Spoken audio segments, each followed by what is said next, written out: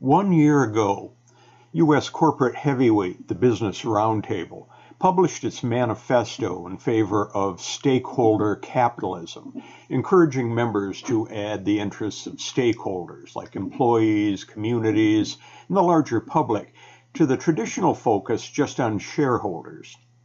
180 of the BRT's blockbuster members, which includes Amazon, Ford, and Walmart, committed to improve their CEO median pay ratios, aim for a longer-term strategic focus, and build the interests of suppliers, employees, and the environment into their governance. 1 year later, reviews of how well the BRT 180 have done at this are mixed. The biggest stumbling block, no doubt, was timing. In the late summer of 2019, no one anticipated the next year would bring a crippling pandemic, a crashing economy, riots in American cities, and the current level of world political brinksmanship.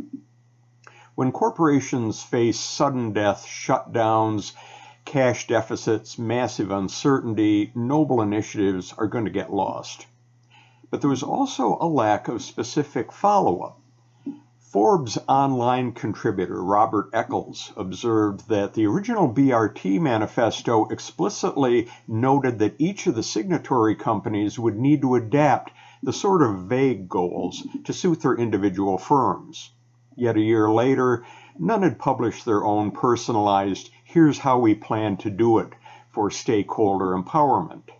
Journeys without roadmaps tend to never leave the driveway.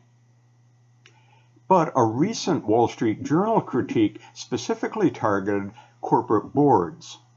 If the CEOs signing the BRT stakeholder statement meant to make real solid changes, why haven't their boards of directors joined in with endorsements and targeted calls for real action? Maybe it's because the specifics were never intended in the first place.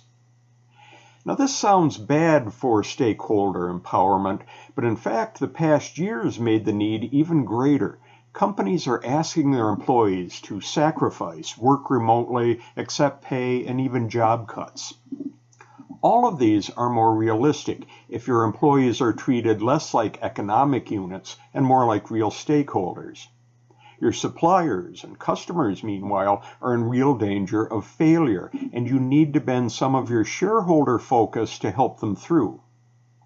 By 2021, we may find that U.S. corporations did more to make the long-term focus on stakeholders happen this year by not realizing that that's what they were doing. I'm Ralph Ward from the Boardroom for September.